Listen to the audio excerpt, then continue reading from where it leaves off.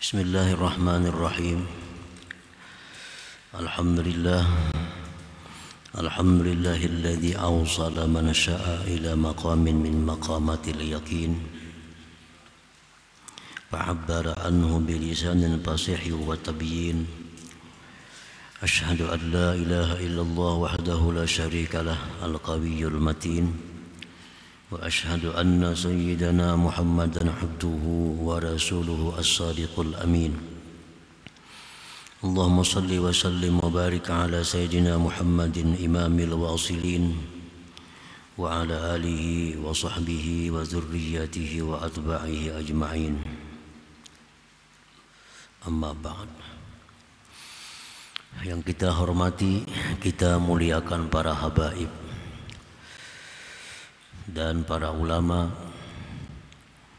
muhibbin, hadirin hadirat rahimakumullah.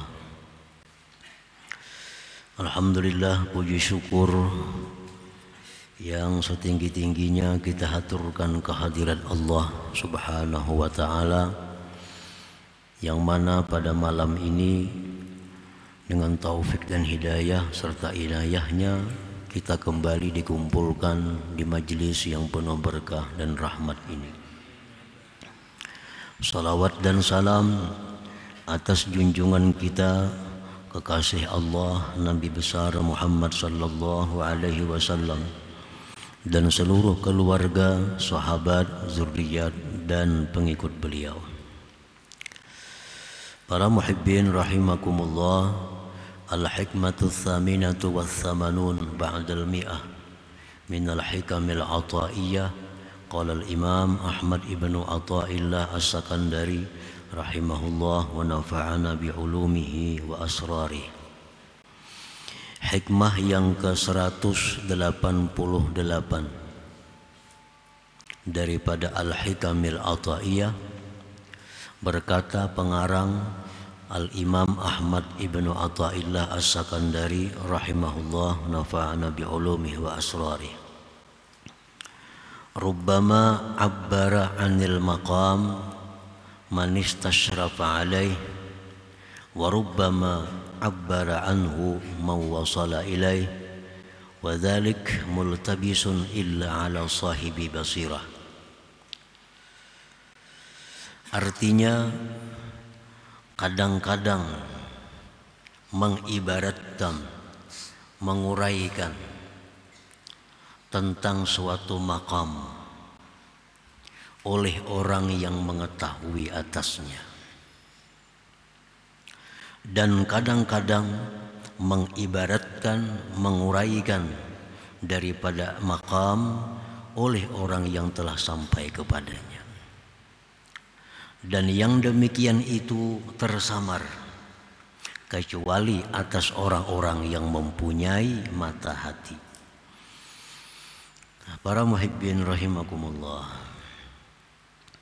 maksudnya adalah rubbama haddatsa 'anil maqam minal maqamat kama maqamiz zuhdi wal khawf war raja wat tawakkul wa ghairiha man ittala'a alaih wa lam yasil ilaih wa lam yatahaqqaq fih.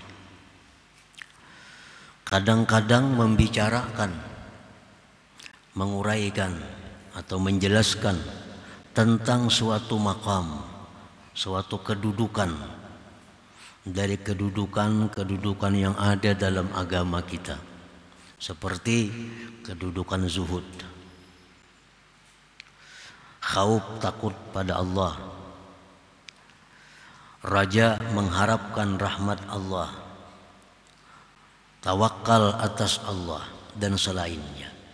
Kadang-kadang yang menguraikan demikian, yang menjelaskan demikian itu oleh orang yang mengetahui atasnya dan belum sampai kepadanya dan belum menduduki makam itu.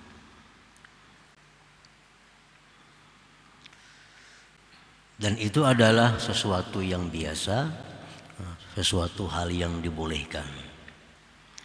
Ada orang yang menguraikan tentang zuhud. Wah, zuhud itu macam ini, macam itu.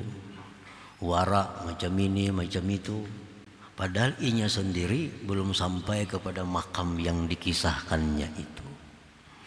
Ada orang yang mengisahkan tentang makam Pana, makam Baka dengan lancar, dengan luas dikisahkan, diceritakan. Padahal inya sendiri belum sampai ke sana.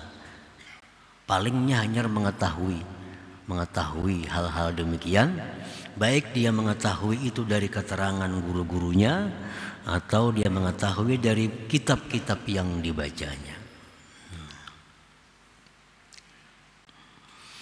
Nah, jadi itu suatu perbuatan yang memang tidak dilarang dalam agama kita, tetapi alangkah baiknya orang yang seperti ini apabila menguraikan tentang yang demikian-demikian itu, dia menyebutkan orang yang mengatanya, supaya jangan memberikan sangka kepada yang mendengar bahwa dia sudah duduk di makam itu. Misalnya dia menguraikan zuhud, nah, inya sendiri belum sampai kepada tingkatan zuhud. Nah, dia uraikan tentang zuhud. Nah, hendaknya dia menjelaskan tentang siapa yang mengata itu. Misalnya menurut Imam Abul Hasan As-Sazili zuhud itu ini. Atau menurut guruku misalnya zuhud itu ini. Agar tidak memberi sangka kepada pendengar bahwa dia sudah sampai di makam zuhud itu. Boleh aja kita menyampaikan demikian. Kita kisahkan. Kita ada membaca dalam kitab bahwa zuhud itu seperti ini. Kita ada baca dalam kitab ini bahwa makam Baka itu artinya demikian. Makam Fana artinya demikian. Asal kita padahkan, kita jelaskan yang kita tahu itu sumbernya dari kitab-kitab yang kita baca atau guru-guru yang kita dengar keterangannya. Nah, jangan sampai kita langsung Baka itu ini artinya, Fana itu ini artinya, tanpa menyebutkan pengatanya siapa. Nah, bila hal demikian itu memberi sangka kepada orang bahwa dia sudah mengalami, merasakan tentang apa yang diucapkannya itu. Nah, para muhibbin rahimakumullah, orang membaca buku tentang Mekah misalnya, dia baca buku tentang Mekah, nah, lengkap. Lalu berkisah Makkah tuh ini, ada Hajar Aswad di sini, ada makam Ibrahim di sini. Alahan pada orang yang sudah naik haji kalau mengisahkan Makkah, padahal belum sudah ke sana lagi. Nah, cuma ini menguasai bukunya atau mendengar banyak kisah-kisah tentang Makkah. Hal demikian kada dilarang dalam agama, boleh aja mengisahkan itu. Cuma alangkah baiknya disebutkan, nah, di buku mana dapat itu atau jar siapa itu, sehingga orang yang mendengar ini tahu bahwa Sidin kada suah juga ke sana artinya. Nah,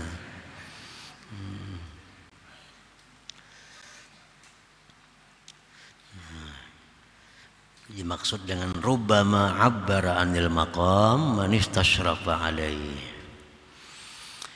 wa rubbama haddatsa anhu man wasala alaihi wa tahaqqaqa fihi. Nah, terkadang ada pula orang yang menjelaskan, menguraikan tentang makam-makam tadi, zuhud, fana, baka, tawakal, ridha. Nah, dia jelaskan, menjelaskan akan dia oleh yang demikian itu oleh orang yang telah sampai kepadanya. Nah, sampai kepadanya, dan dia sudah mantap, sudah merasakan bagaimana makamnya itu. Nah, kadang-kadang ada juga seperti itu. Nah, kalau orang yang demikian, ya kada perlu lagi jar si jar guru kada perlu, karena ini sudah bisa merasakan itu. Wah, pana itu ini, zuhud itu ini, tawakal itu artinya ini. Nah, orang yang takut kepada Allah itu seperti ini. Nah, ini sudah merasakan itu, sudah duduk di situ. Nah, kalau sudah demikian, kada perlu lagi disandarkan kepada siapa yang mengatanya, karena ini sudah sampai di sana. Nah, sudah sampai ke Makkahnya berkisah, ada perlu lagi jar si anu, karena sudah merasa seorang bahwa di Makkah itu macam apa, melihat seorang sudah di sana.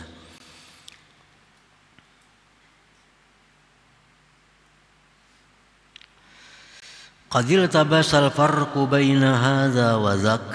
sungguh samar, artinya tidak jelas perbedaan antara ini dan itu.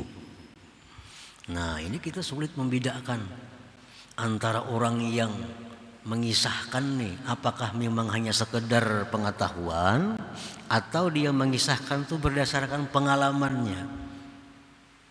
Sama lancarnya, sama hebatnya. Yang ini lewat buku, kitab, lewat keterangan guru-guru, dia menguraikan tentang makam-makam agama. Yang satu ini berdasarkan pengalamannya sendiri, dia kisahkan tentang makam-makam agama. Nah, kita sulit membedakan mana orang yang sudah sampai ke sana atau hanya sekedar tahu. Nah, itu artinya qadil tabasal farqu baina hadza wa dzak. Sulit kita membedakan. Illa ala sahibi basirah, kecuali atas orang yang mempunyai mata hati. Nah, kalau orang yang sudah punya mata hatinya tahu, oh ini berkisah ajanya. Oh, yang itu pengalamannya. Nah, ini tahu. Kada samar fa innahu la yakhfa alaihi al-farqu bainahuma, bahwasanya tidak nampak, tidak samar, tidak tersembunyi atas orang yang mempunyai mata hati itu perbedaan antara keduanya. Orang yang berkisah hanya ujar orang jua, lawan yang berkisah berdasarkan pengalamannya. Nah, orang yang punya mata hati itu kawa menilai. Nah, sebabnya apa? Karena orang-orang yang sudah mengalami tentang makam baka misalnya, kalau dia bercerita baka, maka perkataan yang dikeluarkannya itu ada mengandung roh. Nah, perkataan yang dikeluarkannya itu ada mengandung roh. Hidup artinya perkataannya itu. Kalau yang menguraikan memang berdasarkan pengalamannya. Tapi kalau orang yang menguraikan tentang suatu makam tapi yang berdasarkan pengetahuan, nah itu perkataan itu kada punya roh, kada punya makna, kada hidup. Nah, hidup kadanya itu hanya bisa diketahui oleh orang-orang yang punya mata hati. Nah, para muhibbin rahimakumullah, ada beberapa tanda. Namun tanda ini pun sulit untuk memutuskan ini orang yang bicara hanya sekedar ilmu, adapun ini bicara dengan pengalaman. Ada tandanya. Wa alamatul awal, alamat yang pertama. Alamat pertama itu orang yang mengisahkan, menerangkan tentang kedudukan agama berdasarkan ilmu atau pendengarannya daripada guru-gurunya. Nah, tandanya parahuhu wastibsyaruhu wa nasyatuhu inda ta'bir. Wa dzalik yura fi wajhi. Nah, tandanya itu ada kesan gembira, ada kesan bersemangat ketika menjelaskan tentang itu. Nah, orang ini begitu gembira kelihatan di wajahnya, begitu bersemangat menerangkan tentang zuhud, menerangkan tentang tawakal, menerangkan tentang apalagi raja khauf. Nah, itu tanda bahwa orang ini hanya berdasarkan ilmu, belum sampai kepada berdasarkan pengalamannya sendiri. Satu itu. Yang kedua, alamatnya wada'fu ta'thirih fi qulubil mustami'in, dan lemah pengaruhnya di dalam hati orang-orang yang mendengar itu. Nah, pendengarnya pun lemah, artinya kada berpengaruh perkataannya, penjelasannya itu. Karena penjelasannya itu kada punya roh, hanya sekedar ilmunya. Lalu kada ada rohnya, lalu kada bisa menggerakkan orang-orang yang mendengar itu. Nah, itu antara lain tanda-tanda orang yang mengisahkan tentang kedudukan agama berdasarkan ilmu atau pendengarannya daripada guru-gurunya itu. Bi khilafis tsani, bersalahan yang kedua. Nah, yang kedua ini orang yang mengisahkan berdasarkan pengalamannya. Fa innahu yu'abbiru ka'adatihi bit ta'bir. Nah, dia menjelaskan seperti kebiasaannya dalam hal menjelaskan yang lain-lain. Dia menjelaskan tentang tawakal, ya sama seperti dia menjelaskan hal-hal lain. Kadang dia nampak kegembiraan, kadang dia nampak semangat, kalian biasa. Nah biasa. Nah ini berarti orang ini memang sudah sampai di sana, memang sudah merasai duduk di sana. Dilihat dari keterangannya itu biasa. Kadang nampak bersemangat, kadang nampak gembira di wajahnya. Wa quwwatu ta'thirihi fi qulubil mustami'in, dan kuat pengaruhnya itu takbir pada hati orang-orang yang mendengarnya. Orang yang mendengarnya pun kalau dikisahkannya tentang takut kepada Allah terkesan dalam hati pendengarnya. Ini menunjukkan bahwa keterangannya itu punya roh, hidup, sehingga bisa menggerakkan hati pendengarnya itu.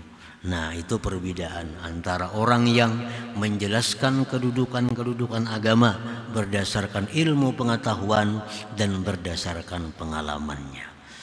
Nah, para muhibbin rahimakumullah. Nah, cuma tadi hal demikian bukan sesuatu yang dilarang. Bukan dilarang. Kita mengisahkan tentang, kita baca buku misalnya, baca kitab, di situ ada tentang keterangan zuhud, macam-macam kita kisahkan, ya kada jadi masalah. Asalkan kita ingat bahwa kita sebutkan dalam kitab Ihya, zuhud itu ini terbagi kepada demikian, terbagi kepada ini golongan dalam Ihya umpamanya, disebutkan kitab Ihya supaya pendengar tahu bahwa dasar kita itu Ihya, bukan dasar pengalaman. Thumma qala al-imam bil hikmati tasi'ah wa tsamanin ba'dal mi'ah. Kemudian berkata Imam Ahmad ibnu Athaillah dalam hikmah yang ke-189, la yanbaghi lis-salik ay yu'abbira an waridatih fa inna dhalik mimma yuqallilu 'amalaha fi qalbih wa yamna'uhu wujudu sidqi fiha ma'a rabbih. Tidaklah patut bagi seorang salik, tidaklah patut bagi orang yang beribadah bahwa dia menguraikan, membuka daripada waridahnya. Karena yang demikian itu membuka waridah termasuk yang mengurangi akan amalnya itu waridah dalam hatinya, dan mencegah akan dia adanya kejujuran padanya itu waridah beserta Tuhannya. Nah itu hikmah yang ke-189. Artinya la yajuzu lisalik ayyuhadditsa an waridatih. Tidak boleh bagi seorang salik, bagi seorang yang berjalan menuju keridhaan Allah, tidak boleh dia menceritakan tentang hal-hal yang didapatnya dari sebuah amalan atau wiridnya. Amalan yang kita lazimkan itu disebut wirid, itu kan wirid.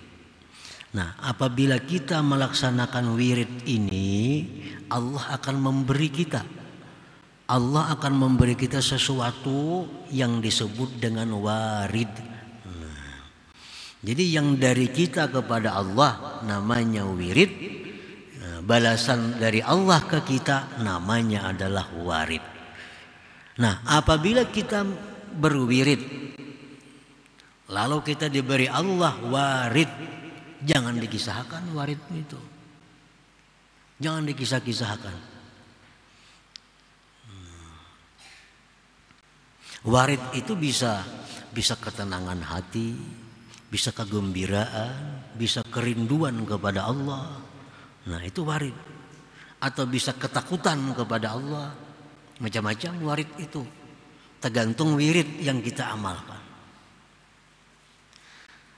Nah jadi kada boleh bagi seorang salik, bagi seorang yang beribadah kepada Allah, dia mengisahkan, membicarakan tentang waridnya itu. Apa contohnya warid itu? Katuma'ninatil qalbi, seperti ketentraman hati. Ketentraman hati. Misalnya kalau kita ini mengamalkan la ilaha illallah, la ilaha illallah, la ilaha illallah. Datang kesejukan dalam hati. Nah, datang ketentraman di dalam hati. Lupa segala kesusahan hidup. Nah, itu ngarannya namanya warid. Nah, jangan dikisahkan ke orang. Aku kan membegitu tenang hati, jangan dikisahkan ke itu. Jangan. Karena Tuhan kada memberi lagi. Ya Tuhan ini kada kau menyimpan rahasia, ini kisahkan terus. Kita kan kada kau mengawani orang nang kada kau menyimpan rahasia. Kita ini bisi kawan kada kau menyimpan rahasia. Kita kan mau ngawani. Nah, apalagi Tuhan. Warid ini pemberian Tuhan yang istimewa kepada orang yang berwirid. Jangan dikisah-kisahkan itu.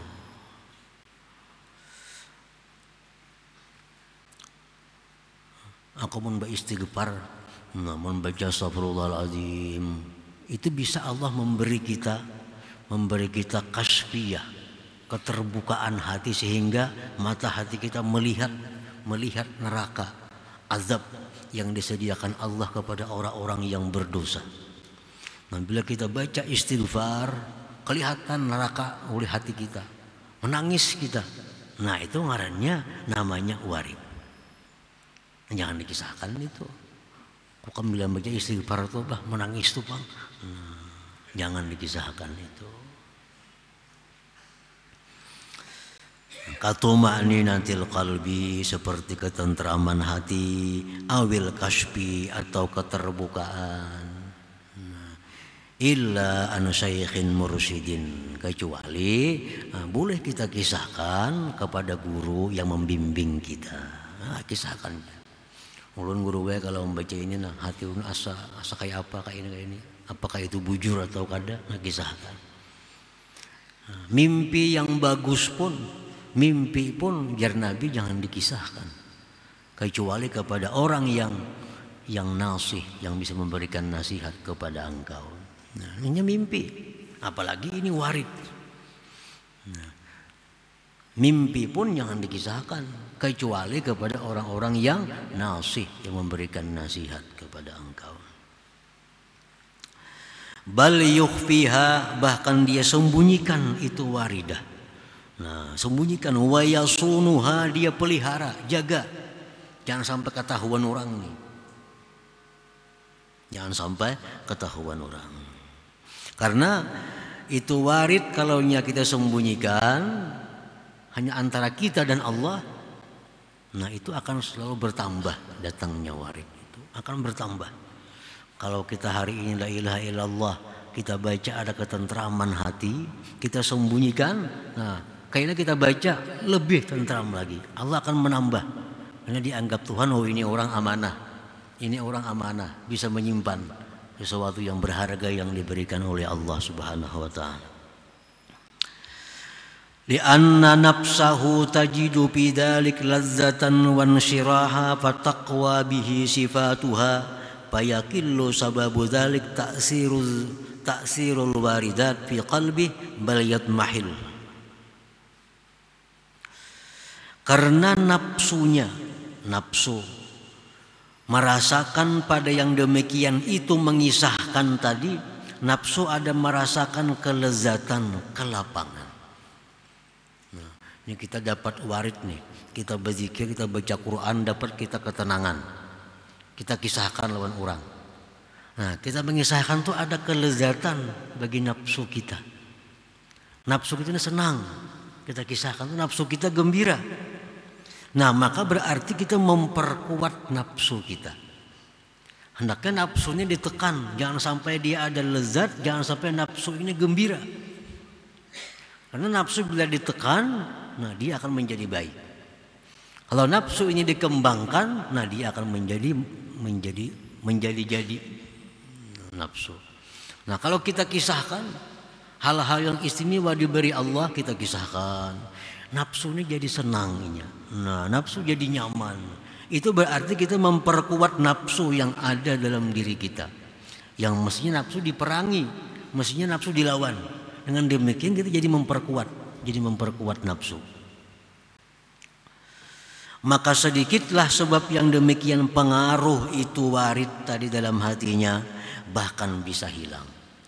Namun kita kata mengisah-ngisahkan itu kita main bedikit, akhirnya hilang. Karena Allah sudah kada percaya lagi menitipkan waridnya kepada hambanya ini. Nah, para muhibbin rahimakumullah. Orang baca salawat misalnya, bila kita baca salawat itu misalnya, itu Allah bisa memberikan kita kecintaan kepada Rasulullah. Kita baca salawat, hati kita rindu bertemu Rasulullah. Nah itu warid daripada buah wirid salawat itu.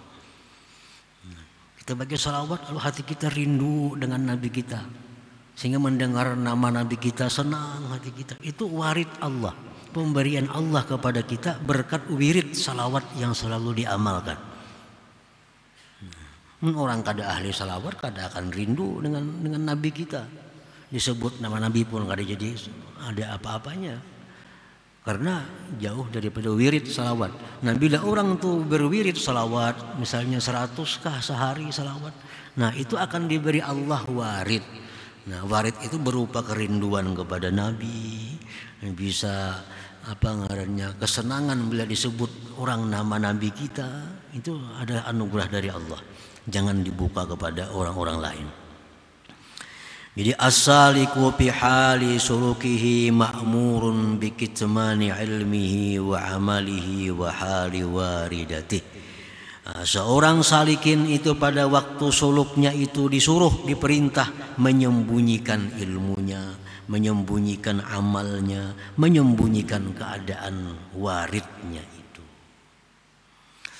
Fa ifsa'uhu lidzalik min qillati ikhlasihi wa adami sidqihi li rabbih. Membuka rahasia yang demikian itu adalah alamat sedikit keikhlasannya dan ketiadaan jujurnya dia bagi Tuhannya Allah Subhanahu wa taala. Kalau kita buka rahasia-rahasia yang diberikan Allah kepada kita berupa warid tadi, ketentraman hati bila berzikir, takut kepada Allah bila membaca ini timbul takutan kepada Allah. Nah itu warid tuh. Bila itu dibuka, nah itu menunjukkan kurang ikhlasnya kita dan menunjukkan kita kada jujur dengan Allah Subhanahu wa taala. Nah para muhibbin rahimakumullah, jadi apa-apa yang diberi Allah kepada kita sebab wirid yang kita amalkan, maka simpan itu, sembunyikan sedalam-dalamnya dalam hati kita. Kalau hendak mengisahkan, ya kisahkan kepada seorang guru yang membimbing kita. Mungkin ada keterangan-keterangan tambahan daripada warid yang didapat itu. Nah kemudian hikmah yang ke-190 insyaallah ta'ala. Nah para muhibbin sekalian, malam ini kita terakhir untuk bulan ini. InsyaAllah pengajian kita lanjutkan pada bulan Syawal, hidup 13 atau malam Rabu yang kedua di bulan Syawal insyaallah ta'ala.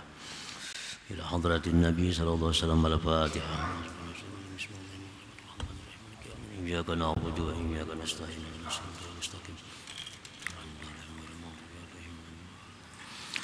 Ya Allah biha, ya Allah biha, ya Allah bihusnil khatimah, ya Allah biha, ya Allah biha, ya Allah bihusnil khatimah, ya Allah biha, ya Allah biha, ya Allah bihusnil khatimah.